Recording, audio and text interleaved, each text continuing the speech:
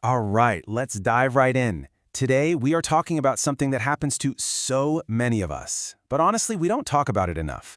And that is the wild, wild ride our skin takes during perimenopause and menopause. We're going to get into the science of it all and, more importantly, build a brand new playbook for keeping our skin healthy and happy. Let's do this. So let me just start by asking you this. Have you ever had that moment, you look in the mirror one morning and just think, whoa, what happened here? It feels like your skin literally changed overnight.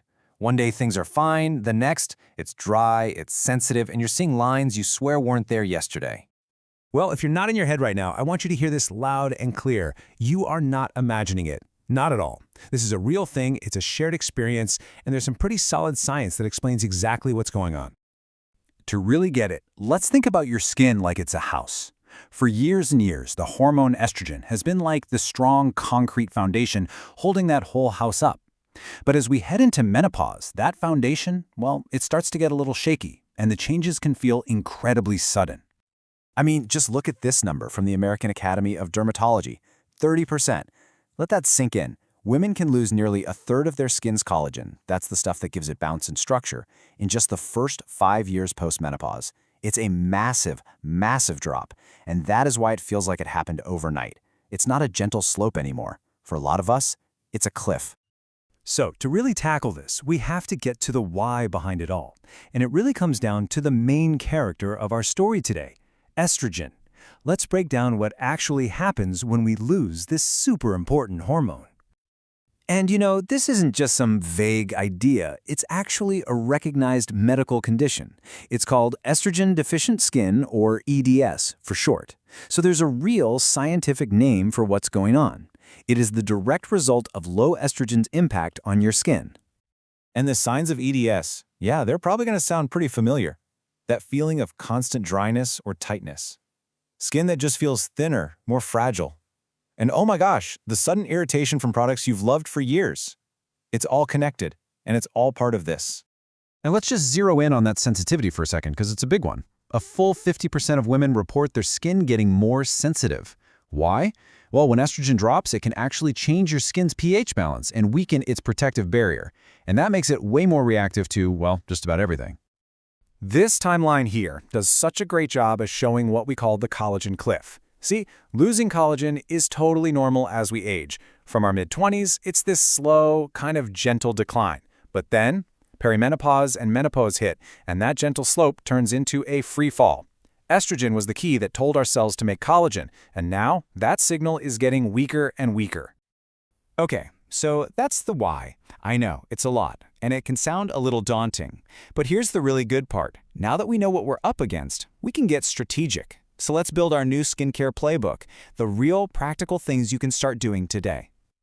First things first, hydration. That old lightweight moisturizer, yeah, it's probably not going to cut it anymore. What estrogen-deficient skin really needs is a three-part strategy. You need humectants, like hyaluronic acid, to pull moisture into the skin. Then you need emollients, like ceramides, to patch up the skin's barrier. And finally, you need occlusives to seal it all in so that moisture can't just evaporate away.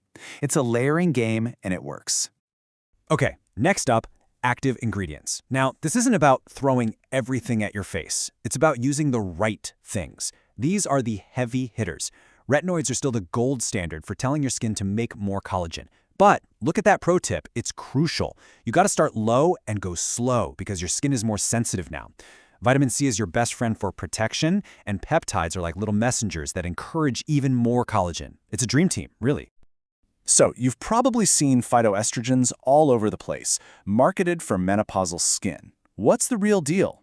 Well, the science shows that soy isoflavones actually have some promise when you put them on your skin. But wild yam extract? That's kind of a myth. Our bodies just can't turn its main ingredient into hormones.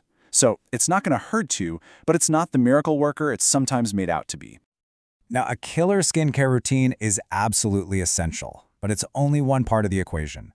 To really, truly give your skin what it needs during this time, we have to look beyond the face cream. We have to think from the inside out. Because what's happening to your skin, it's not happening in a vacuum. Just look at this ripple effect. Hot flashes, 75% of us get them, and they can crank up skin inflammation. Hair thinning affects a huge number of women, and that insomnia, it interrupts the critical repair work your skin does overnight. See? It's all connected. So our solution has to be holistic, right? We need to make sure we're getting enough protein to give our body the building blocks for collagen.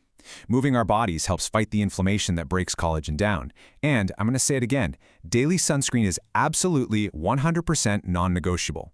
It is the best thing you can do to protect the collagen you have left. And this all brings us to our final and maybe most important section. We've gone through the science, we've talked about the strategy, but now we need to talk about the mindset, because this is really about a whole new way of thinking about self-care.